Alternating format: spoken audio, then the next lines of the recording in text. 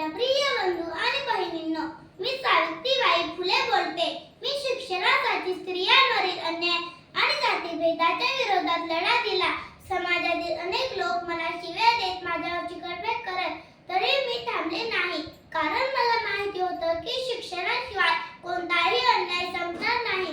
मी आणि माझे पती महात्मा ज्योतिराव फुले आम्ही दोघांनी मिळून मुलींची पहिली शाळा सुरू केली. तेव्हा लोक म्हणायचे मुलींना शिकवायचे नाही. मी ठरवलं माझ्या बहिणींना शिकवल्याशिवाय मी थांबणार नाही. मी अस्पृश्यांसाठी विहीर उघडली, कारण पाणी पिणं हा प्रत्येकाचा हक्क आहे. मी विधवांना आश्रय दिला, कारण त्यांनाही जगण्याचा हक्क आहे. समाजाने किती विरोध केला तरी मी निडर राहिले. बहिणींनो, शिकल्याशिवाय आपल्याला कोणीही माणूस म्हणून मान देणार नाही. आपण स्वतः शिक्षण घेतले पाहिजे आणि आपल्या लेकरांना शिकवले पाहिजे. शिक्षणाशिवाय उद्धार नाही. विद्येविना मती गेली, मतीविना नीती गेली, नीतीविना गती गेली, गतीविना वित्त गेले, वित्ताविना शूद्र खचले. इतके अनर्थ एका अविद्येने केले, एका अविद्येने केले. म्हणूनच म्हणते, शिका, संघटित व्हा आणि लढा.